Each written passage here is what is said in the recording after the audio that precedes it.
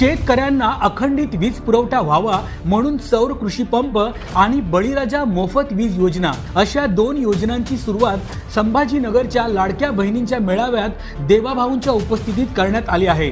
यावेळी मागेल त्याला सौर कृषी पंप योजनेअंतर्गत शेतकऱ्यांना 60,000 पंप देण्यात आले आहेत। त्या पंपांचा विमा उतरवण्यासोबतच पुढील 5 वर्ष पंपांच्या दुरुस्तीची जबाबदारी देखील सरकारने उचलली।